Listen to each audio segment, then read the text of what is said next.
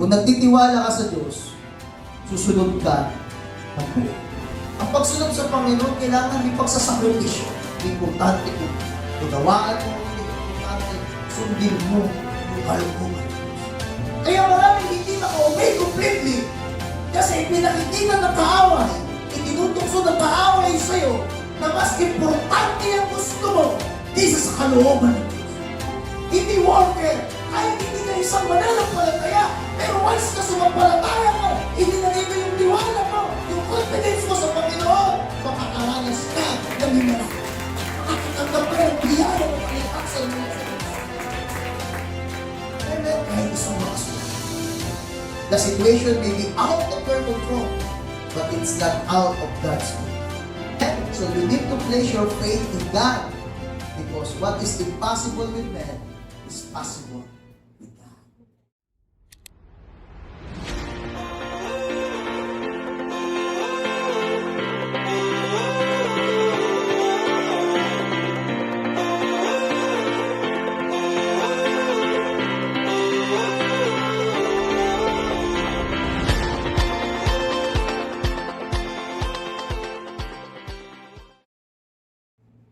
As the word of God. Psalms 119 verses 4. So sabi diyan, Lord, you gave your orders to be obeyed completely. Ibang salin, you have commanded that your precepts be diligently kept. Diyan, yung utos mo, yung pinagutos mo, ay dapat sunod. Kaya ang topic ko ngayon, trusting God means obeying Him completely. Kung nagtitiwala ka sa Diyos, susunod ka ng buo. Amen. Hindi pwedeng sasabihin mo, nagtitiwala ka sa Diyos, pero ang pagsunod mo, hindi buo. Ang pagsunod sa Panginoon, kailangan may pagsasakripisyo. May pagtitiis. Hindi yung kung kailan ka available, pag may ginagawa ka, hindi yan tunay na pagsunod. Hindi yan tunay na commitment. Kaya hindi mo pwedeng yan ang gagawin mong lifestyle dito sa simbahan.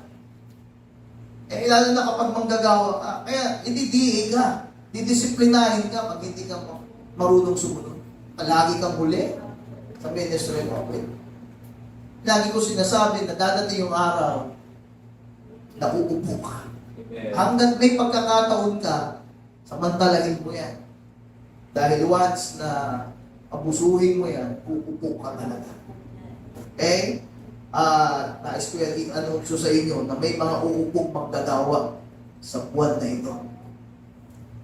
Okay? Kahit ano na pakusapin mo wala hindi pa rin buo ang pagsunod. Kahit ano pang gawin mo. So, malinaw yan na ang pagtitiwala sa Panginoon, ibig sabihin, obeying Him completely. So, paano mo ba ipapakita na sumusunod ka sa Panginoon? Nagtitiwala ka sa Diyos. So, wala namang iba kundi sa church at saka sa pastor. Hindi ka naman may sabihin, nagtitiwala ka sa Diyos, pero ayaw mo sumunod sa pastor mo Ba't nakakausap mo ba ang Diyos? Sino dito nakakausap mo literally ang Diyos? Nakita mo ba ang Diyos? No! So, saan nangungusap ang Panginoon? Di sa pastor mo. Tama? Sa church. Diyan yung mangungusap. Yeah. Kaya kung hindi ka marunong sumunod sa pastor mo, hindi ka rin marunong sumunod sa Panginoon. Sige, kung hindi ka marunong sumunod sa pastor mo, sa church, sa fellowship, dumirekta ka sa Panginoon. Tingnan natin. Gawin mo. Marami nang nakulto dyan. Meron pa ang isang fellowship. Wala silang pastor. Spirit leads. Sabi nila, spirit leads. Kung sino yung makaramdam na ikaw yung kinalabit daw ng Holy Spirit, hindi ikaw mag-pray.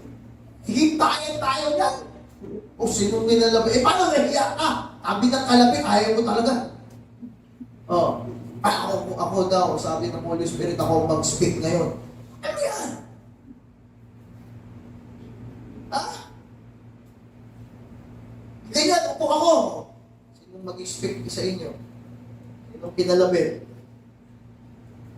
Ano mangyayari sa simbahan na? Yeah. At hindi yung ginawa ng Diyos. Humihirang ang Diyos ng mga gagamitin niya para tuparin ang kalooban niya. Kaya partial obedience is still disobedience. Tignan mo? Ang partial, ang putol-putol na pagsunod is still disobedience. Sa harapan ng Panginoon. Susunod ka ngayon, bukas hindi. Kausapin ka, hindi ka susunod. That is disobedience. Kausapin na sa loob ka ng church. Okay? Ayaw ng Diyos na pagputol-putol na pagsunod. Ang gusto ng Panginoon, obeying Him completely. Kung susunod ka sa Kanya, itigil mo yung ginagawa mo. Alisin mo yung mga excuses mo. Ganun ang pagsunod. Dahil kung babase ang pagsunod, ako bilang pastor, babase ako sa availability mo, sa schedule mo, walang mangyayari sa simbahan na to.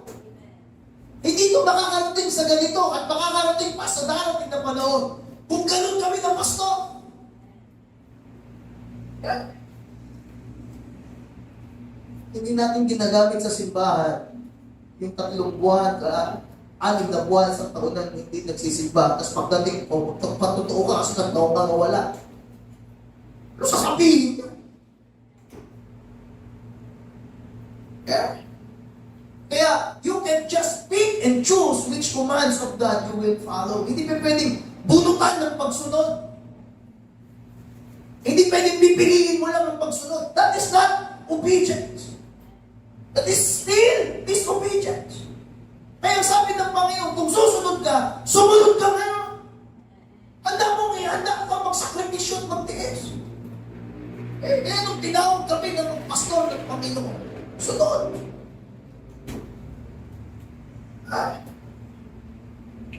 Sabi ng pastor ko sa akin, ng father ko, anong plano mo? Full time mo. Yan. Di madali yan. Plano mo, full time mo. Subok-sumunod sa Panginoon. Kagaya ng ginawa ng full time din.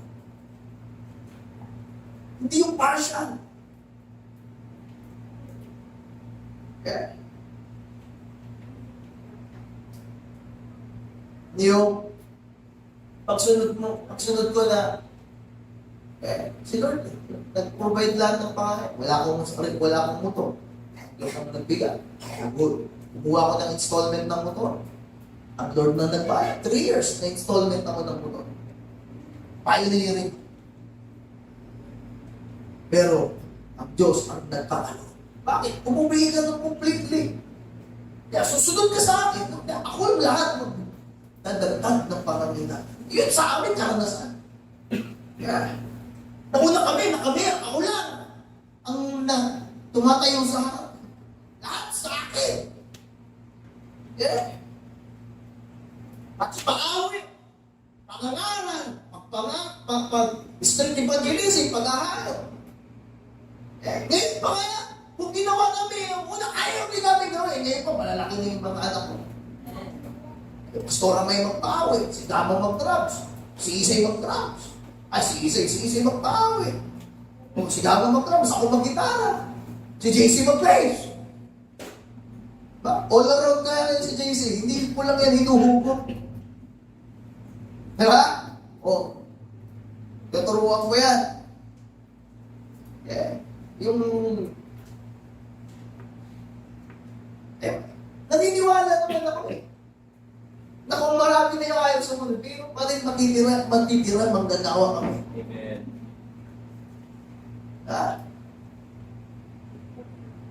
Kahit hindi ka pumunta ng Midway, kahit hindi ka mag-minute, meron pa rin matitira. Nakasama namin pag-mimitis ko rin. Yan ang tantay. Meron pa rin susunod na kumpleto sa Panginoon. Kaya ka lang nilatlil dahil biyaya, kapag lang, awa lang. Mawawa ka kasi pag wala kang ministry sa simbahan, ikaw ang pinakamalungkot na tao. Wala ka sa akin. Eh, mamalanap pala tayo. Yung tindahan nga lang, naalala, nung nandun kami sa Antipolo, Pastor Michael, sinabi na, doon kayo bumili na sa tindahan na yan, dahil mapait yan. Lahat ng pananampalataya, doon bumibili. Kalala ko sa Project 6, kung saan kami bumibili ng ulam, lahat ng kapatiran, doon lang sila bumibili ng ulam. Doon lang sila kumakain. Sabi ng mga kasama ka, hindi ba kayo pwedeng bumili sa amin? Kami niya, di ba? Kung saan lang bumibili kami? Yung magulang ko, lahat ng mga kapatiran, doon lang. Eh, tuwang-tuwa si Nanay Bilin. Kasi naubos lagi yung ulam niya. Eh, sabi ng mga katapat niyang karinderya, lumapit doon kay Pastora Judy, sabihin mo naman yung mga membro mo na kumain din naman sa amin. Hindi ko naman sinasabihin sila kung saan sila bibili. Kasi, lahat doon kinibilin eh. Hindi yung sinasabihin ng pastor. Kaya, pag wala kang ministry, yung mga walang ministry, yung mga nakikipag, di ba, barkadahan, nakikipag-overnight dyan sa mga walang ministry, ibang espiritu niyan. Ibang espiritu niyan. May rebellion spirit niyan.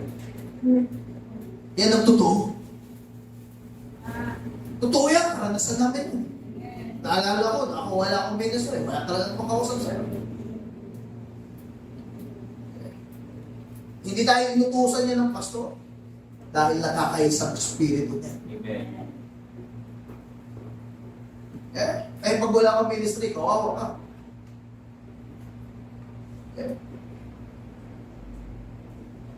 Wala kang communication. Hindi pa pwede pipiliin mo yung susundin mo. Dahil it's still disobedience. Kaya, merong dalawang importanteng katotohanan na maintindihan natin. Una, God's standard of right and wrong never changes. Yung pamantayan ng Diyos sa tama at mali, hindi yan nagpapago. Kung mali ito 6,000 years ago, it's still wrong today. Tindihan natin? Yung kasalanan, yung mali, 6,000 years ago, ay mali pa din sa standard ng Diyos hanggang ngayon. At hindi natin yun mababago. Culture change, popular opinion change, but truth never ever changes. Truth is eternal. Hindi natin yan pwedeng baliin. Hindi natin yan pwedeng baguhin. Kahit 6,000 taon na yung lumipas. At sa ngayon, ang mali ay mali pa rin sa Kanya. Ang tama ay tama pa rin sa Kanya. Kaya dapat marami tayo dapat na tama na maintindihan sa paglilingkod sa Diyos. Kaya God's perspective is bigger than ours, than yours. God sees what you can see.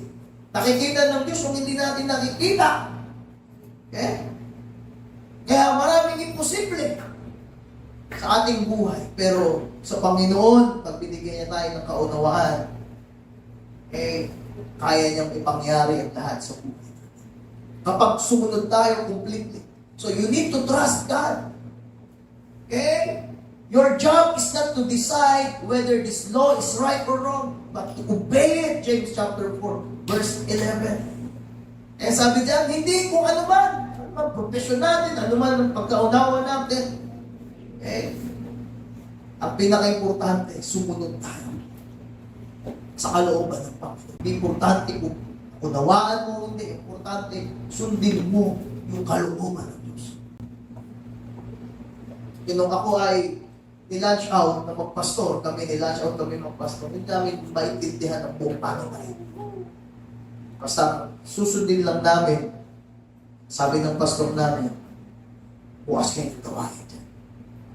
Yun lang ang mindset ko. Sumunod ako. Ano yung tinuro sa akin, ano yung naintindihan ko, yun lang ang sinusunod ko. Wala akong ibang ginagawa. At yung eksaktong completely na pagsunod ko sa Panginoon, naka-establish ako ng gawain. Okay? Dahil hindi mo yun magagawa, hindi mo yun maintindihan kung hindi ka susunod. Maraming pagsubok, maraming pangangailangan ang dadaan sa iyo. Pero pag sumunod ka sa Diyos, no, hindi pa putol-putol, hindi pa andap-andap ng pagsunod. Isang linggo may ministry, sunod na linggo, wala. Wala. Hindi ka tunay na magdagawa. Okay? Kaya sabi diyan, the oldest temptation is not murder or lust. It's the temptation to doubt God's word. Sabi diyan, yung tukso, okay, na ginamit ni Satanas kay Adam and Eve, it is not murder or lust. Hindi laman o hindi pagpatay, kundi yung tukso na mag-alinlangan ka sa salita ng Diyos. At hanggang ngayon, napaka-effective. Dahil maraming mananampalataya at maraming mga tao sa panahon natin ngayon, same temptation. Na alin? Mag-doubt ka sa salita ng Diyos. Kaya pala pag nagda-doubt ka sa salita ng Diyos, yan ay temptation. Okay? So Satan is still using the same lie he did on Eve when he told her, did God really say not to eat that? Ano yung sinabi ng ni Satanas kay Eve? Di ba? Pag kinain mo yan, hindi ka mamamatay. Okay? Hindi ka mamamatay. Kaya nung kinain niya yan, hindi nga siya namatay. Okay?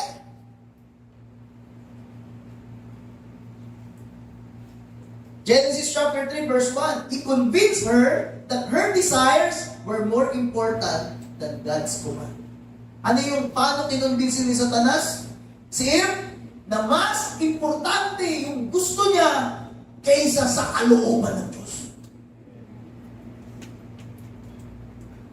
Yan ang nakita ko, sinare ko ito kagabi, pinakunawa ng Panginoon. Yan ang nakikita kong issue sa loob ng simbahan. Kaya maraming hindi maka-obey completely kasi pinakikita ng kaaway, itinutukso ng kaaway sa'yo na mas importante ang gusto mo kaysa sa kalooban ng Diyos. Kaya ito nangyari. Diba? Kaya ano man yung dinidesire mo, pwede kang dayakin ng diablo dyan.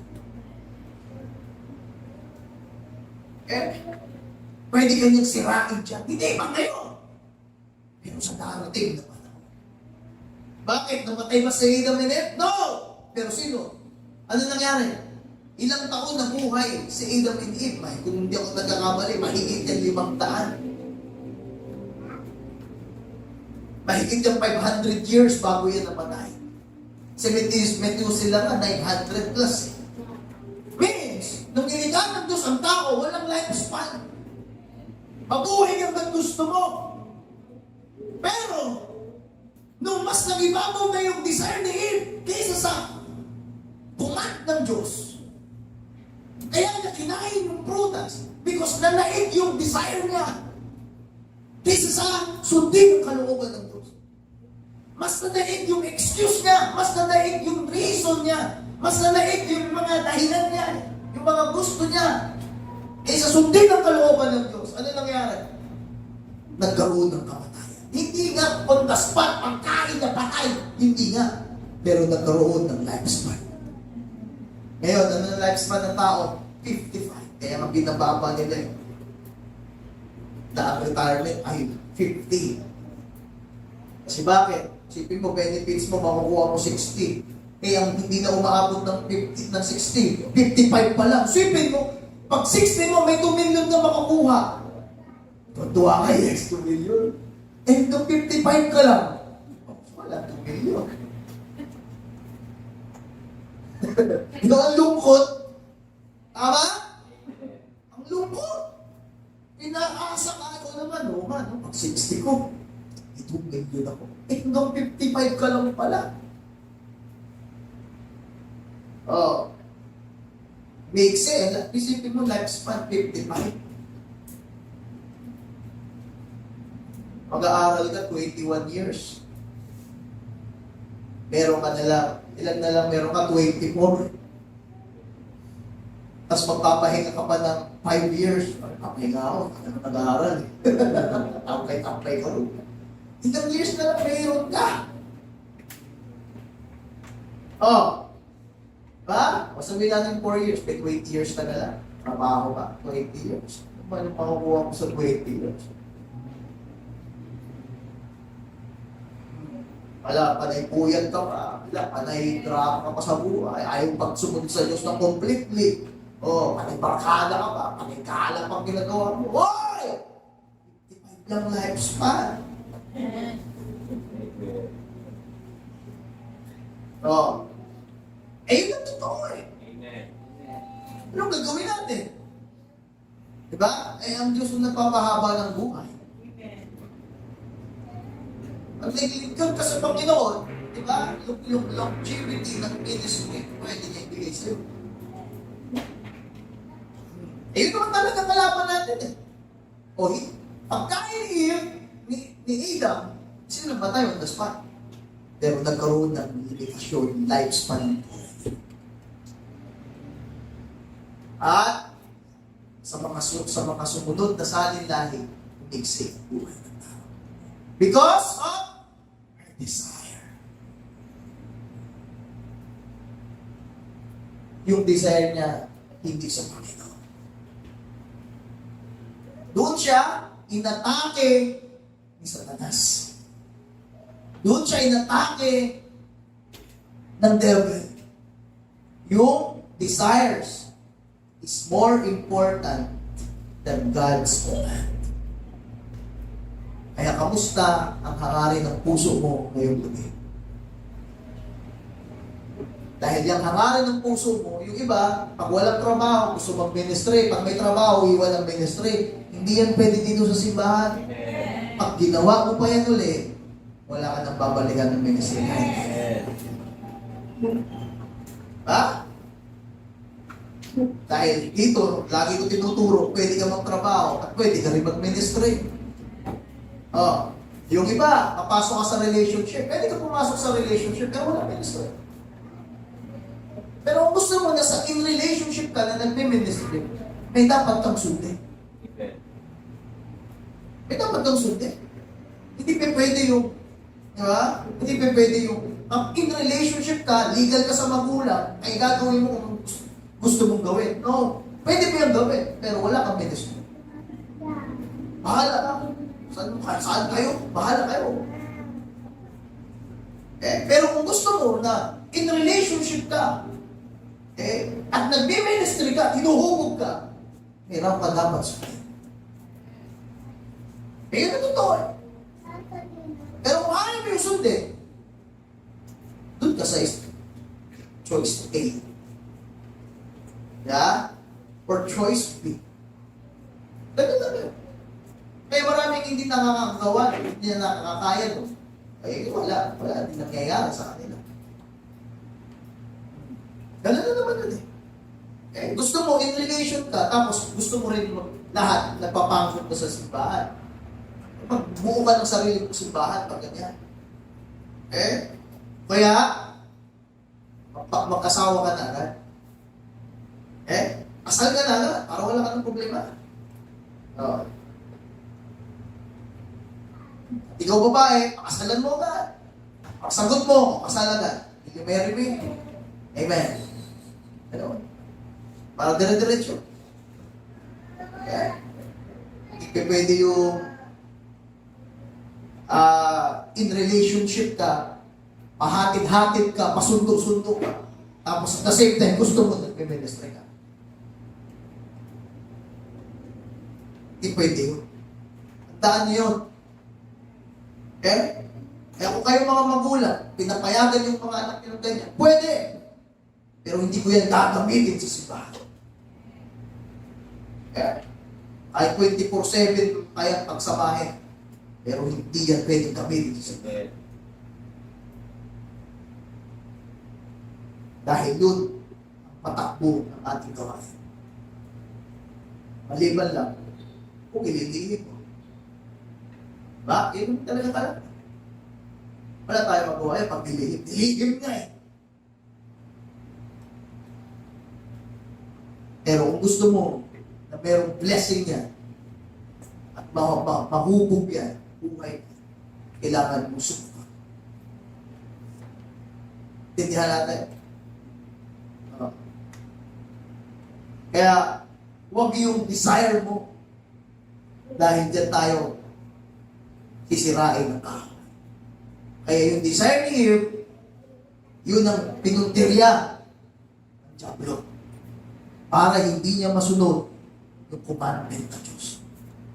Mas mahalaga yung gawain mo kaysa sa sinasabi ng pastor mo. Mas mahalaga yung gawain mo kaysa sa ministry na pinagagawa sa'yo. Dito may kita ka, dito hindi ka naman binabayaran.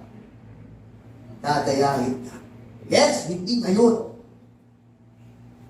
Pero tatating sa araw. Yes. Amen? Oh. Kaya, sabi ng Proverbs chapter 3 verse 5, trust God from the bottom of your heart. Don't try to figure out everything on your own. Faith is trusting God in the details and obeying completely.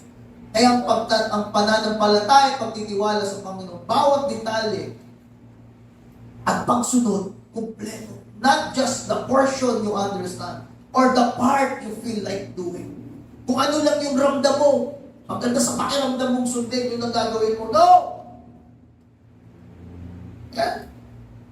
Nung ako inubog ako ng pastor ko, kahit anong i-assignment niya sa akin, delegate niya sa akin gawain, naglalakad kami, bigla sasabihin niya, mag-aaral ka.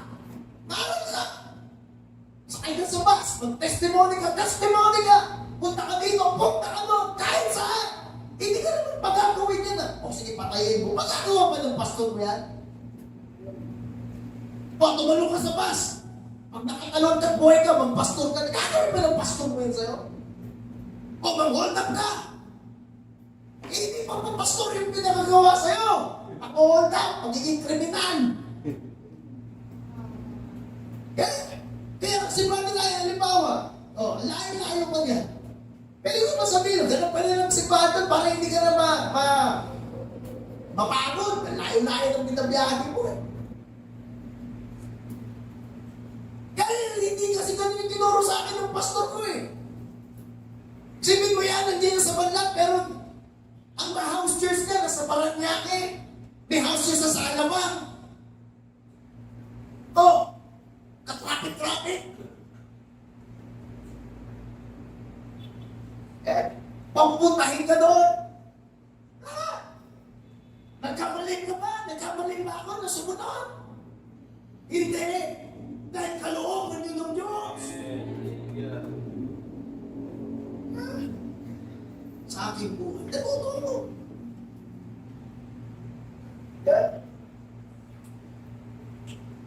Ito, awa-awa naman itong tao itong kalayalan. Hindi eh. May plano ang Diyos. Kaya pinapunta dito para may makapunta doon. Amen! Kasi tayo makapunta doon eh. Kaya may pinapunta si Lord dito para makapunta tayo doon. Kaya nakabi niya, nakalam sa akin, Pastor, tatanggal na ako sa trabaho. Bakit? Panay half day ako eh. Okay, alam nga.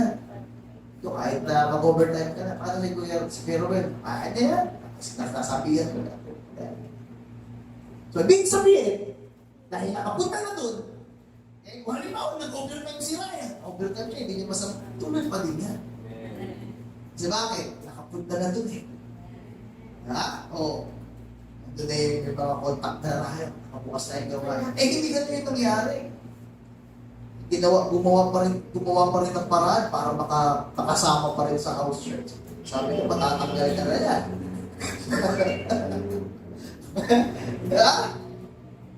May kapalit talaga kapag sumunod ka ng buo sa Panginoon. Kaya, kalbo.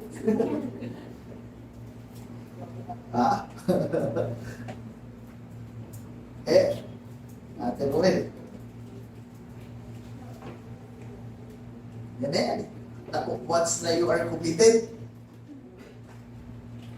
Wala ka ng chance to think. Babalik ka, mamamatay ka na. Napapatutukan niya sa akin. So, magtutut, talaga pinagpapala. Lahat na lang na si Binti, meron. Pinausap niya yung motor niya. Kaya, papayagin tayo. Sumagot din, no? Wala na aksidente. Sipin. Yung gaya. Wala, trouble. Sipin mo yan. Yan. Totoo yun. Kapag ang isang gamit, bigay ng Diyos at hindi mo pinagamit sa gawain ng Panginoon, trouble. Kaya hindi siya magiging asset, magiging liability siya. Sakit mo yan sa ulo.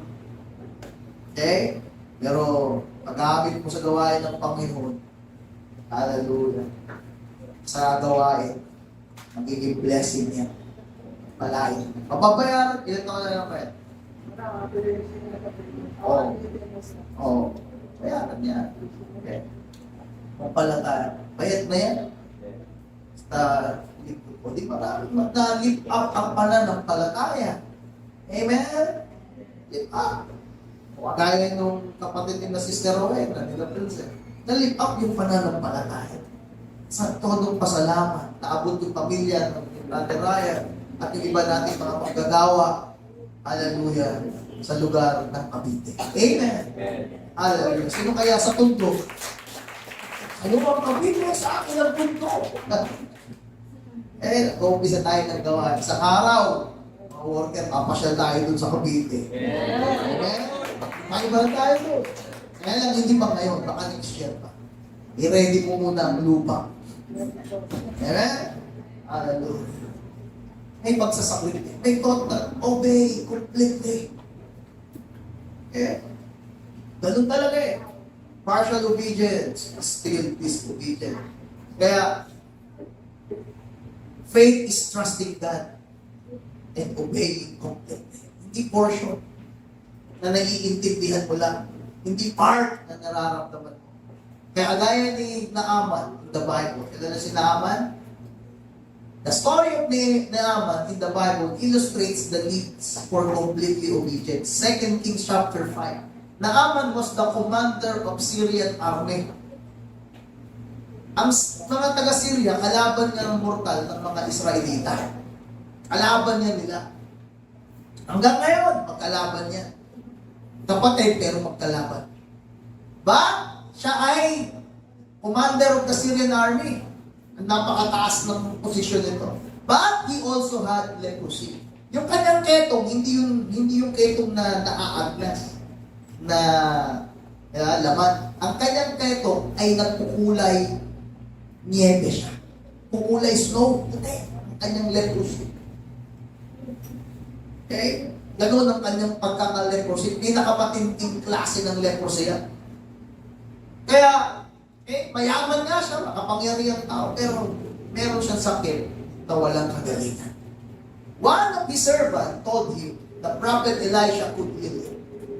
Meron siyang isang servant ang sabi, meron ako nabalitaan sa isang Hudyo na meron daw sa Israel na pangalang Propeta Eliseo na may kapangyarihang pagalingin ang ketong mo. Sa Syria siya. May balitaan ako ng propeta na may kapangyarihan daw magpagaling. Kaya daw pagalingin yung leprosy mo. So, ang ginawa ni Naaman, pumunta siya sa bahay ni Eliseo.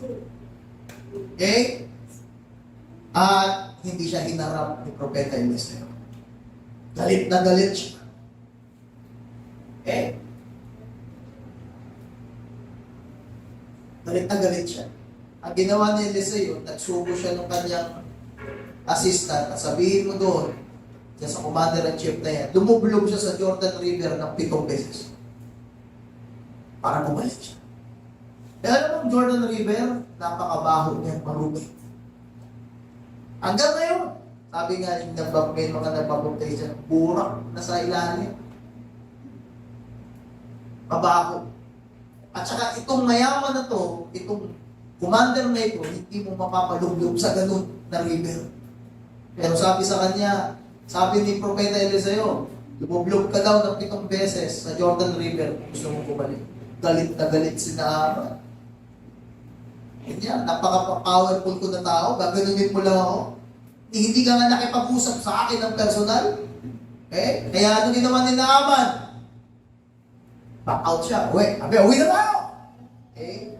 Ano sabi nung kanyang servant? But the servant convinced him that he had nothing to lose if he would do what Elisha told him to do. Sabi nung servant niya, gaano ba naman yung Panginoon na lumublog ka sa Jordan River ng 7 beses? Wala namang mawawala sa'yo. Tiisin mo na lang yung amoy. Tiisin mo na lang. Ay kung pagtapos naman ng 7 times, gagaling ka naman. Okay? Kaya wala namang mawawala sa'yo. Kaya, so Naaman went to the Jordan and immersed himself 7 times. Sumunod siya sa servant niya. Punta siya sa Jordan River. And lumublog siya ng 7 beses and God healed him. Amen. Pinagaling siya ng Diyos. Sipin mo, isang unbeliever, pero sumunod sa sinasabi ng Diyos, nakaranas ng kagalingan. So kahit mananampalataya pa yan, kung hindi ka susunod sa kalooban ng Panginoon, hindi ka makakaranas ng himala. Hindi mapapagong kalagayan ng buhay mo. Pero kahit pala ikaw ay isang hindi worker, kahit hindi ka isang mananampalataya, pero once na sumampalataya ka, itinagay mo yung tiwala mo, yung confidence mo sa Panginoon, makakaranas ka ng himala. Makakatanggap ka ng biyaya ng paligpasan mula sa Diyos. Amen. Kahit isang makasalanan. Kaya God healed him. Isipin mo, kung dahil sa galit niya, umuwi siya. Isipin mo, kung si Naaman, 6 na beses lang lumublog at sinabi niya, niloloko mo kami, niloloko niyo ako. Niloloko ako ng propeta na yan. Paano kung 6 times lang siya lumublog at pagkatapos umuwi, hindi siya gumaling? Paano kung umuwi siya, nagalit, hindi siya gumaling? Pero ano ang pinapakita dito?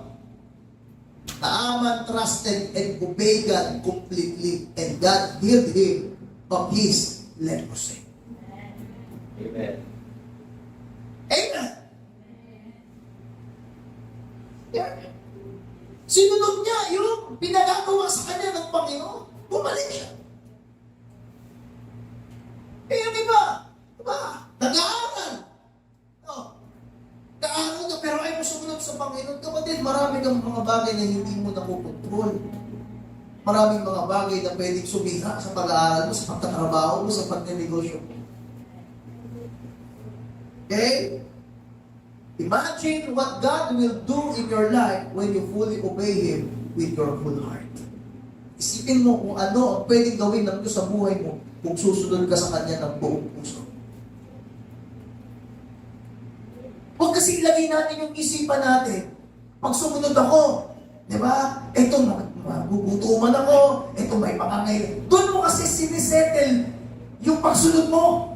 Hindi kagaya ng Good Samaritan. Bakit sa hanggang ngayon, pinapatutukoy nilagay sa Bible ang Good Samaritan? Kasi saan niya nilagay yung isipan niya? Di ba mayroong taong binugbog na halos patay na? Tinulungan niya, bakit? Pero nagsasabi na iba doon sa story na maraming ganon sa lugar na yun na magpapanggap na nangangailangan ng tulong at pagkatapos pag tinulungan mo, ikaw yung pagnanakawan. Papatayin. Kaya sabi doon, may dumaan na Levi, may dumaan na mga tao, tinagpasan lang siya. Bakit? Dahil ang isip nila, pag tinulungan ko to, ako naman ang mapapahamak. Kapag hinintuhan ko to, ako naman ang pwedeng mamatay. Pero iba yung Good Samaritan. Tingnan mo kung saan niya nilagay yung isipan niya. Paano kung ako yung humihingi ng tulong? Kaya tinulungan yung nangangailangan kasi ang isipan niya, paano kung ako yung nasa kalagayan ng tao na yun? At humingi din ako ng tulong at walang tutulong sa akin. Tingnan mo kung kaibahan. Yung iba ang iniisip, pag tinulungan ko to, baka ako yung mapahamak. Pero yung Good Samaritan, paano kung ako yun? Ganyan dapat tayo kapag sumunod tayo sa Diyos. Hindi yung yung mga magiging kakulangan natin. Yung isisettle natin. No, sumunod ako sa Panginoon. Sumunod ako sa Panginoon. Sumunod kami sa Panginoon. Nag-pioneer kami. Hindi ko iniisip kung paano ko magbabayad ng upa. Hindi ko iniisip kung paano kami makakakain. Paano ko mabigyan ng gatas yung mga anak ko. Nagpa-pioneer kami sa tubod ng butas ang gamit ng mga anak ko. Wala akong pambiling gatas. Wala akong pambiling diaper. Pero nag-pioneer kami mag-asawa. Hindi ako nakipag-settle doon sa pangangailangan. Kundi, pag sumunod ako sa Panginoon, makakaranas ako ng blessing. Makaka-establish ako ng gawain. Makakahubog ako ng mga disciple. Magagawa ko ang pangit-pangit ng gawain ng Panginoon. At ang Diyos, hindi kailanman nagsisinungaling. My confidence is in Christ. Doon ko sinetel yung isipan ko. Doon ko sinetel yung aking puso sa mga bagay na kaya gawin ng Diyos. Kaya si Naaman, gano'n. Gano'n niya nilagay yung isipan niya. Minsan tayo, hindi pa natin nagagawa. Advance na agad yung isipan natin. Gawin mo muna. Sabihin mo sa katabi mo, gawin mo muna. Sumunod ka muna. Amen. Sabi niyan, imagine what God will do in your life when you fully obey Him with your full heart. Marami pa. Yung akala mo ngayon na to, parang kumpleto na lahat, marami kang pang madi-discover. There are more things to be found in God. Marami ka pang madi-discover. Amen. Number 1, trusting God for the impossible. Magtiwala tayo sa Diyos sa mga bagay na hindi natin kontrolado. Sa mga imposible. Luke 18:27, what is impossible with man is possible with God. Okay? Maaaring pakiramdam mo ngayon, meron sa atin dito pakiramdam mo, you are in this impossible situation. Alugi. Okay? Ang iba may karamdaman. Okay? Yung mga areas ng iyong buhay, hindi mo maintindihan. The situation may be out of your control, but it's not out of God's control. Maraming nangyayari sa atin na hindi natin kontrolado. Pero God is in control. Amen. Kaya niya yan, kapatid. Kagaya matututunan natin sa buhay ni Abraham. God told 75-year-old Abraham to leave everything he knew and go to a land he had never seen. Genesis chapter 12 verse 4. And God also told Abraham that he would one day father a whole nation, even though he and his wife Sarah had no children and were quite old by then. But Abraham believed God. Romans 4:17 says, Abraham is our father in the sight of God, in whom he believed, the God who gives life to the dead and calls into being things that were not. Alam mo, saan naniwala si Abraham? Sa Diyos. Amen. Hindi siya naniwala sa science. Hindi siya naniwala sa mga dalubhasa. Abraham believed on God. Hindi siya naniwala sa desire niya. Naniwala siya sa Diyos. Kailangan direct na naniwala ka sa Panginoon. Eh? Kaya, itong story ng buhay niya, ang nagpakita ng himala, when God gives life to something that was dead, or when He creates something out of nothing. Isipin mo, mula sa patay, ang Diyos nagbigay ng buhay. Mula sa wala, ang Diyos lumikha. From something, He creates something out of nothing. Yung mga wala sa atin, kaya mag-create ng Diyos. Amen. Isipin mo kay Jacob, di ba? Normal na buhay ni Jacob. Isipin mo, binigyan siya ng Diyos. Tinapit siya ng Diyos. Dumating isang araw si Jacob na bubuhay na nabilay. Oo na, buhay ko straight. Ngayon, bilay na siya. Oo. Palatandaan yun, binahan siya ng Diyos. Tinapit siya ng Diyos. Oo. Yeah? Kaya God can give life to the dead career, dead marriage, dead dream, lives and dead finances, He can make something out of nothing. Kung ngayon, dead lahat, but He can make something out of nothing. Anong sitwasyon mo ngayon? Anong kalagayan mo? Believe on God. Amen. Maniwala ka sa Diyos. Huwag kang maniwala sa mga manghuhula. Hula ka nga. Ibig sabihin, hindi totoo. Hindi tiyak. Huwag kayong lalapit dyan. Sa mga manghuhula, sa mga magtatawa. So kayo yan, hindi yan. Lahat yan ay pandaraya lang. Amen. Yan ang totoo. Kung bibili kang bigkis, 2,000. Para yun sa batang may kabag. Kasi ikaw suot-suot mo. Ha? Mawalang visa yan after 1 month. Bili ka ulit. Hindi totoo. Amen. Alam mo, witchcraft yan. Pag sumapuni ka dyan, galit ang Diyos yan. Amen. Kaya kayong lalapit yan sa mga manghuhula. Huhulaan ka, tapos tanong naman ng tanong. Pag manghuhula ka, ano pangalan mo? Ano naman nangyari ngayon? Alam ko na. Siyempre, nagsabi ka na eh. Kung talagang nahuhulaan yung buhay mo, huwag ka magsalita. Alamin natin pangalan mo. Tama? Kagaya ni Joseph. Hindi mo nagsasalita yung hari, pero in-interpret ni Joseph. Mahala, ito yung panaginip. Wala sa sinasabi. Pero sabi ng mga peking propeta na niya, mahala, kung hindi mo sasabihin sa amin, hindi na mahulaan. Wala talaga, no? Hulaan na, tapos sasabihin. Jesus said, Mark 9:23, all things are possible for the one who believes. Amen. Sa Panginoon. Ang pinaka-importante na dapat natin maintindihan, Abraham didn't believe in himself. Abraham didn't believe in his feelings.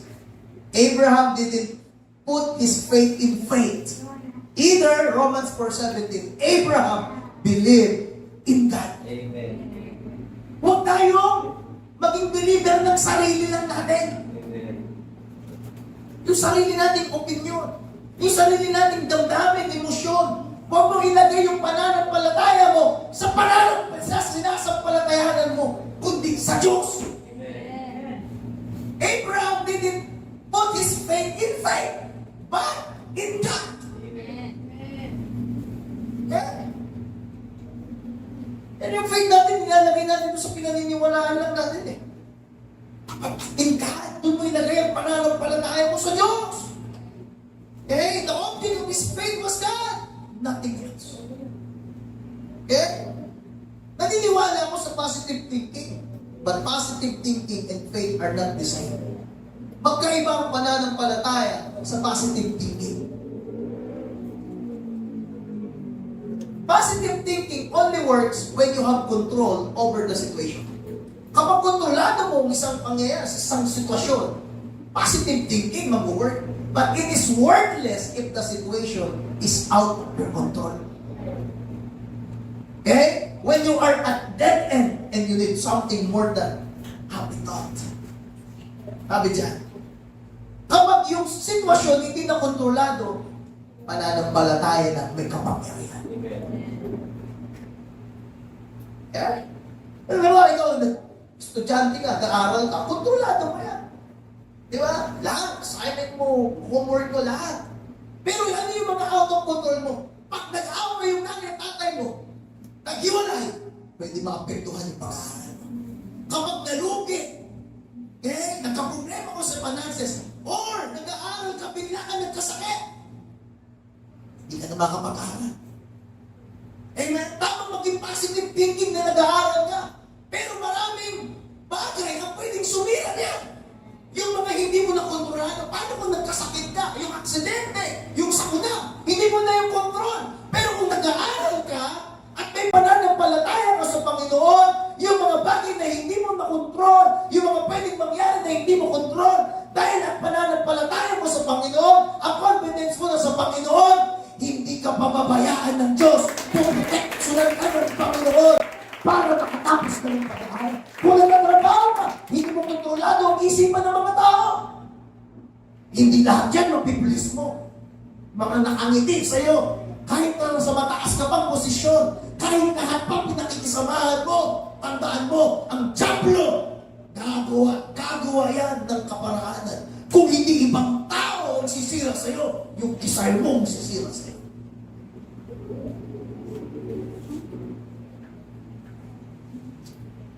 Hindi mo yung control. Marami kang hindi control.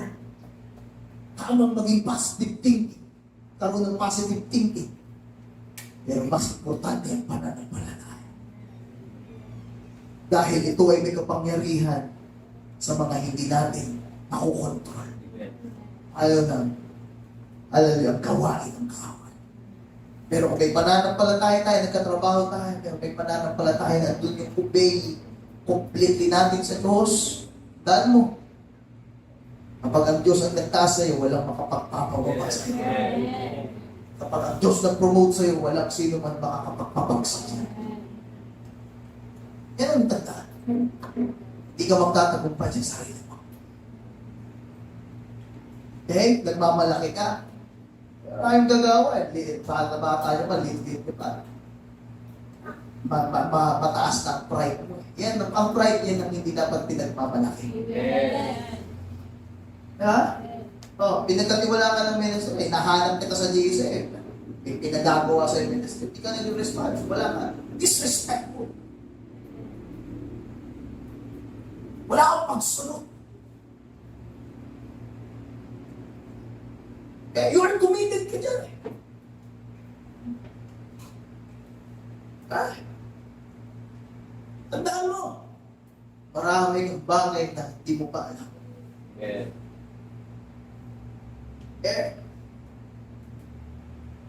Ganyan ka pala sa kalagayan ng ganyan. Nagpapalaki ka na. Mahirap yan. Dahil marami na ako nakita na ganyan. Maganda sa umpisa, pero pangit sa huli. Oh. Kainit-init. Kainit-init. Alam mo sa kainitan niya, talaga naman hindi na magbabago eh. Ang init sa pananampalataya, kababaihan, kalalakihan, simbahan, talaga naman akala mo talaga na wala nang magbabago. Pero yung init na yun, temporary lang pala. Hanggang 3 taon, hanggang 4, 5 taon. Sa araw, diba? Yung mainit na kababaihan, nakala mo talaga, hallelujah. May nang nagsimba na lalaki, gusto-gusto. Kulang ka na lang. Tinanan na. Pagbalik sa simbahan, may 5 ng anak. Iba-iba pa ang tatay.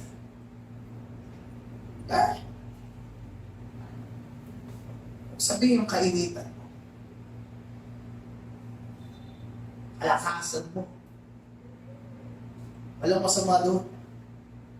Pero ang pinaka-importante na magpapatagal sa'yo ay yung sumunod ka ng complete. Marami kang maharapin sa buhay. Maraming life battles. Done yan. Maraming labanan sa buhay.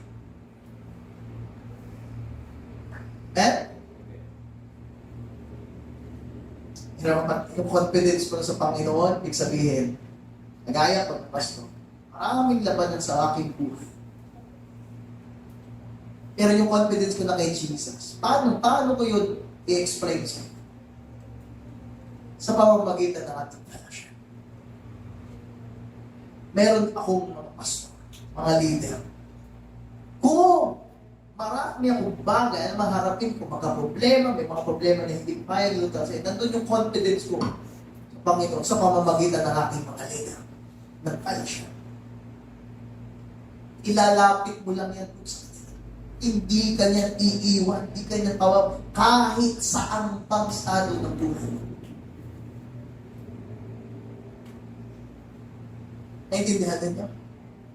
Salamat mahirap, meron ng leader, meron tayo mga leader. Na maraming panahon na sinubok na sila ng panahon. Ilang taon na lang, lahat ng mga leader natin, senior na. 60 plus na sila. Eh, marami na silang karanasan. O, dyan pa, si Pastor Larry Neville. Eh, yung confidence mo na sa Panginoon. Kasi bakit? Dahil sinuraw ka ng Diyos ng mga taong hinubog niya sa lahat ng panahon. Amen? So lahat na ng mga karanasan, naranasan na yung mga yan. Eh, kaya gawin mo na lang, sumunod ka. Para ma-enjoy mo ang pagpapala ng Diyos. Amen? Hindi mo mag-discover ka pa. Kapagawa ka pa na sarili mo. Dapat pahit ka lang monthly sa nawasan. Ha? Pahit ka na lang, gagawa ko ng sariling wifi. Ako, sakit mo na sa ulo yan. Ano naman pangalan mo? Pangalan ba lang? Hirap na eh. Ha? Amen? Oh, sama ka na lang. Kaya, marami tayong mga hindi nakukontrol. But in faith, doon nag-work out ang pananampalataya. Amen? So you need to place your faith in God. Because what is impossible with men is possible with God. Yan ang ating tatandaan. Eh, lagi tayo pakumbaba, maging mapagrespeto, maging magalang, maging masunurin. Dahil pag nag-umpisa na tayo, hindi maging masunurin, umpisa na trouble mo sa buhay. Totoo yan. Hindi yan sa sablay. Once na meron ka na hindi, ayaw mo na sumunod, magkakaroon ka ng problema sa iyong buhay. Kaya yun lang ngayong gabi. Okay? Trust in God means obey Him completely. Kaya kung ano yung paggawa sa'yo, gawin mo. Huwag partial. Pag hininga ka ng delegates, bigay agad. Kaya pag sinabing 50, bigay mo. Hindi sabi 50, binigay mo 5. Hindi partial pagsunod mo. Kung anong nagawa sa'yo, pinapapasa sa'yo, gawin mo. Sinabi mag-reply ka, mag-reply ka. Kasi nasa GC ka, pero hindi ka nag-reply. Dapat sa'yo, mawala ka sa GC. Para walang i-expect na reply mo. Di ba? Once na ikaw na nasa GC natin, sa discipleship ka, di ka nag-reply, napapanggalin ka. Kasi bakit? Eh wala namang silbi na ng chapter. Kaya ka nilagay dyan to response. Naintindihan ninyo? Kaya last call ko ako sa mga nasa discipleship, ha? Mga hindi marunong mag-reply, lalo na sa mga announcement. Ano ba naman mag-confirm ka? Kung ako man ay may mga paalala, nagbibigay ako ng mga paalala, mga salita. Okay? Tanggapin mo. Gusto mo, ikaw bumuka. Tanggapin mo. Kaya yun lang, palakpakan natin ng Panginoon.